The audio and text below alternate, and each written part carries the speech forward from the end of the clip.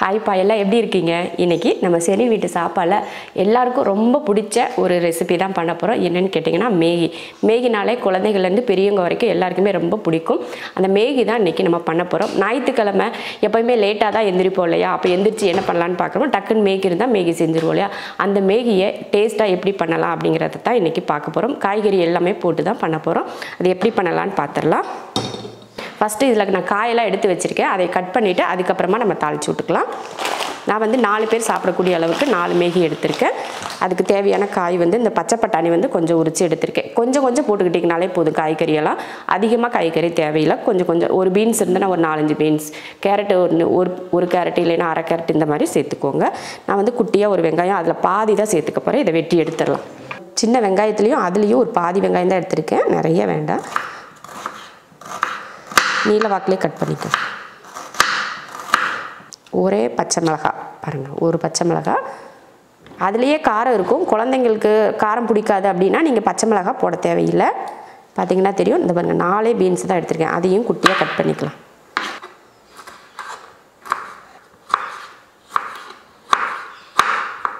பாதி கேரட் வெட்டிக்கலாம். எல்லா காய்கறியும் சேர்த்து ஒரு 100லேருந்து 150 கிராம் சேர்த்துக்கிட்டிங்கன்னா போதும். அளவுக்கு அதிகமாக சேர்த்துக்கிட்டிங்கனாலும் உங்களுக்கு வெறும் காய் மட்டும் நிறைய இருக்கிற மாதிரி இருக்கும். மேகி சாப்பிட்டாப்புல இருக்காது. அதுக்காக தான் சொல்கிறேன். நல்லா குட்டியாக நம்ம பொரியலுக்கெல்லாம் வெட்டுவோம் பார்த்தீங்களா, அந்த மாதிரி வெட்டி எடுத்துக்கோங்க. காயெல்லாம் கட் பண்ணி எடுத்தாச்சு. இப்போ தாளித்து விட்டுலாம். நீங்கள் பார்த்துருப்பீங்க, நம்ம கையில் ஒரு கையளவுக்கு தான் பச்சை பட்டாணி எடுத்திருக்கேன். காஞ்ச பட்டாணியை ஊற வச்சு நீங்கள் எடுத்து வச்சுருந்தாலும் அதை கூட நீங்கள் சேர்த்துக்கலாம். நான் பச்சையாக உரித்து தான் எடுத்து வச்சுருக்கேன். நம்ம கையில் ஒரு கையளவுக்கு. நம்ம மேகி சாப்பிட்றப்போ ஒவ்வொரு பட்டாணியும் கடி போட்டு சாப்பிட்றப்போ டேஸ்ட் நல்லாயிருக்கும் இல்லையா? அதுக்காக தான். இப்போ நம்ம தாளித்து விட்டுறலாம். ஒரு கடாய் வச்சு எண்ணெய் ஊற்றிக்கோங்க. ஒரு 2 ஸ்பூன் அளவுக்கு எண்ணெய் ஊற்றிக்கோங்க. எண்ணெய் காஞ்சிடுச்சு. இப்போ இதெல்லாம் சேர்த்துடலாம். வெங்காயம், ஒரு பச்சை மிளகாய், கேரட், பீன்ஸ், அடுத்து கருவேப்பிலையும் கொஞ்சம் மல்லித்தலையும், அடுத்து பட்டாணி எல்லாத்தையுமே சேர்த்துருங்க. அந்த எண்ணெயிலேயும் சேர்த்துட்டு இதை நல்லா ஒரு 2-3 நிமிஷத்துக்கு நல்லா வதக்குங்க. கொஞ்சம் உப்பு சேர்த்து வதக்கிக்கோங்க. அப்போ காயில் நல்லா உப்பு பிடிச்சிக்கும். நிறைய உப்பு சேர்த்துடக்கூடாது. ஏன்னா நம்ம மேகியில் உப்பு கரெக்டாகவே இருக்கும். இந்த காயில் லைட்டாக உப்பு பிடிக்கிறதுக்காக இவ்வளோண்டு சேர்த்துக்கோங்க. காயை இது போல் நல்லா வதக்கிட்டு அதுக்கப்புறமா நீங்கள் மசாலாலாம் சேர்த்துக்கோங்க. அப்போ தான் அந்த காய் நல்லா வெந்து அந்த வதங்கி இருக்கிறப்போ அந்த டேஸ்ட் நல்லாயிருக்கும். ஒரு சிலர் பார்த்திங்கன்னா பச்சையாக காய்கறி அப்படியே போட்டுட்டு மேகி அப்படியே பச்சையாக போட்டு கொதிக்க விட்டு இறக்கிடுவாங்க. அந்த மாதிரி இல்லாமல் இது போல் வதக்கிட்டு நீங்கள் செஞ்சிங்கன்னா அவ்வளோ ருசியாக இருக்கும். நான் இந்த மேகியில் மசாலா இருக்கும் பார்த்திங்களா, அதே மட்டும் போட போகிறதில்ல. எக்ஸ்ட்ரா கொஞ்சம் சிக்கன் மசாலாவும் சேர்த்துக்க போகிறேன். ஒரு அரை ஸ்பூன் அளவுக்கு நம்ம சிக்கன் மசாலாவும் இதில் சேர்த்துக்கலாம். இதில் போட்டுக்கிறேன். கொஞ்சம் ஒரு அரை ஸ்பூன், அதிகம் வேணால் ஒரு அரை ஸ்பூன் சேர்த்துக்கோங்க. இது இல்லைனாலும் பரவாயில்ல, இந்த மசாலா மட்டும் நீங்கள் சேர்த்துக்கோங்க. நம்ம வீட்டில் எப்பயுமே காரசாரமாக சாப்பிட்டு பழகிட்டாங்களையா, அதனால கொஞ்சம் இந்த மசாலாவும் சேர்த்துக்கிட்டால் எக்ஸ்ட்ரா கொஞ்சம் காரசாரமாக இருக்கும் அப்படின்றதுக்காக தான் இதை நான் சேர்த்துக்கிறேன். இல்லைன்னா உங்களுக்கு இது தேவையே கிடையாது. இதை மட்டுமே நீங்கள் சேர்த்துக்கலாம். இப்போ இந்த மசாலாவை இதில் சேர்த்துருவோம். 4 பாக்கெட் எடுத்தோம் இல்லையா, இதில் 2 இப்போ ஒரு 3-4 கூட்டிகிட்ருக்கோம். 4 பாக்கெட் மசாலா. அடுத்து நம்ம கொஞ்சமாக எடுத்தோம் பார்த்திங்களா, அந்த சிக்கன் மசாலா அதை சேர்த்துக்கிட்டேன். சிக்கன் மசாலா சேர்த்துக்கோங்க, இல்லைன்னா மட்டன் மசாலா கூட சேர்த்துக்கலாம். அதையும் நல்லா அந்த எண்ணெயில் வதக்கி விட்டுருங்க. இந்த மாதிரி நல்லா வதக்கிக்கோங்க. வதக்கிட்டு இப்போ தண்ணி சேர்த்துடலாம்.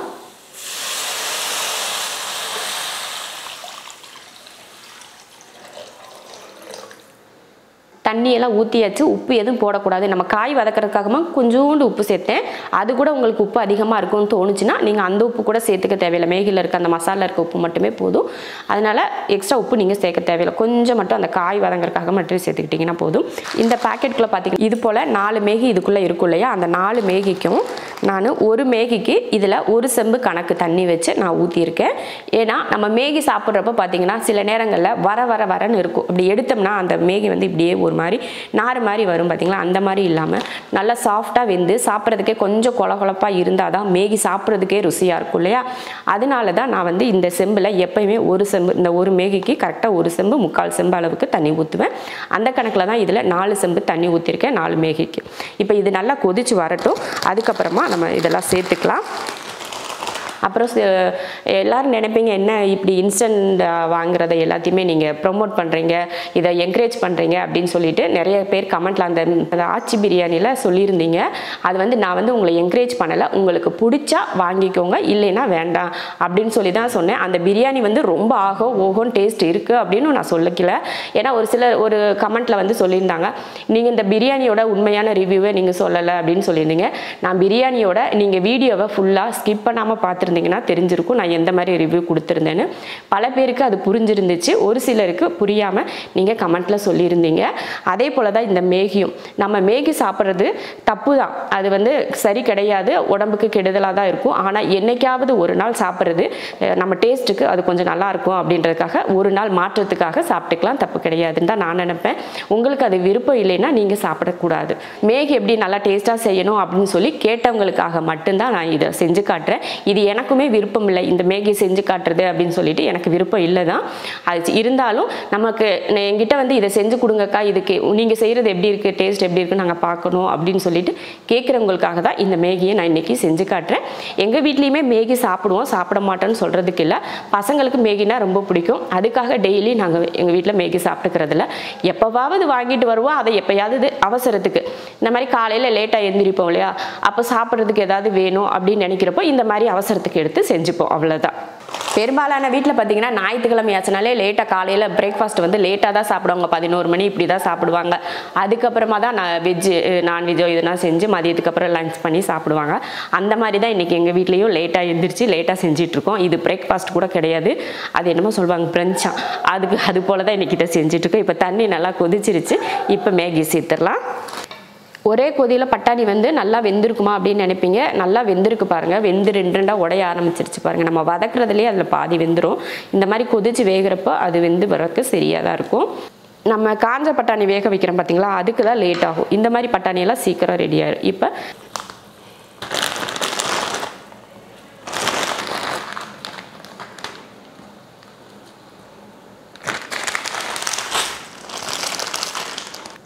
போட்டாச்சு, நல்லா கொதிக்கட்டும். கொதிச்சதுன்னா அதுவே பிரிஞ்சு வர ஆரம்பிக்கும். பாருங்கள், நல்லா கொதிச்சு அந்த மேகியெல்லாம் பிரிஞ்சு வர ஆரம்பிச்சிருச்சு பார்த்தீங்களா. இப்போ இந்த டைமில் நம்ம மூடி வச்சிடலாம். மேகியில் லைட்டாக அந்த ஒரு 3/4 பக்கம் தண்ணி நல்லா கரெக்டாக அந்த மேகி இப்படி கரெக்டாக இருக்கிற அளவுக்கு தண்ணி வரும் பார்த்தீங்களா, அந்த டைமில் நம்ம சிம்மில் வச்சு விட்டுறலாம். ஆனால் எல்லா மேகியில் பார்த்தீங்கன்னா 2 நிமிஷத்தில் மேகி ரெடி ஆயிரும் அப்படின்னு போட்டிருக்காங்க. எப்போயுமே மேகி 2 நிமிஷத்தில் ரெடி ஆகின மாதிரி எனக்கு தெரியல.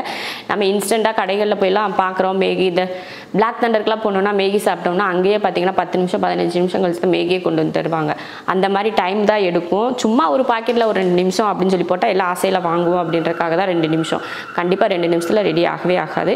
இப்போயே பார்த்தீங்கன்னா நமக்கு ஒரு 5 நிமிஷத்துக்கு 10 நிமிஷமே ஆகிப்போச்சு இந்த மேகி தாளித்து தண்ணி ஊற்றுறதுக்கு. அந்த மாதிரி தான் டைம் கொஞ்சம் எடுக்கும், உடனே எல்லாம் ரெடி ஆகாது. அப்படியே நீங்கள் உடனே செஞ்சு சாப்பிட்டா அந்த ருசி நல்லாவே இருக்காது. இப்போ ஓப்பன் பண்ணி பார்க்கலாம். பாருங்கள் எப்படி தண்ணி சூப்பராக வத்திருச்சு பார்த்தீங்களா. இந்த அளவுக்கு தண்ணி வற்றினதுக்கப்புறமா அடுப்பை சிம்மில் வச்சுருங்க. அடுப்பை சிம்மில் வச்சாச்சு. அப்போ அந்த சிம்மில் வச்சிங்கன்னா அந்த இதில் பார்த்திங்கன்னா உங்களுக்கு மேகி உள்ள வெள்ளையாக இருக்குது பார்த்தீங்களா, அது வெந்திருக்காது. நீங்கள் அந்த சிம்மில் வச்சு ஒரு 2 நிமிஷத்துக்கு நல்லா வேக வச்சிங்கன்னா நல்லா சாஃப்ட் ஆயிரும். இப்போ சிம்மில் வச்சுட்டேன், மறுபடியும் மூடி வச்சிடலாம். ஒரு 2லேருந்து 3 நிமிஷத்துக்கு சிம்மில் இருக்கட்டும். மேகியை சிம்மில் வச்சு 2 நிமிஷம் ஆயிடுச்சு. ஓப்பன் பண்ணி பார்த்துடலாம். தண்ணி நல்லா வத்திருந்துச்சுன்னா எடுத்துக்கலாம், அப்படி இல்லைன்னா இன்னொரு நிமிஷம் எக்ஸ்ட்ரா வச்சுக்கலாம். 3 நிமிஷம் சொல்லியிருந்தேன் இல்லையா, அதில் 2 நிமிஷம் ஆயிடுச்சு. நல்லாவே வத்திருக்கு பார்த்தீங்களா, நல்லா தண்ணி வத்திருக்கு பார்த்தீங்களா. இந்த மாதிரி தான் சூப்பராக கொலன்னு நல்லா சூப்பராக இருக்குது பாருங்கள் மேகி.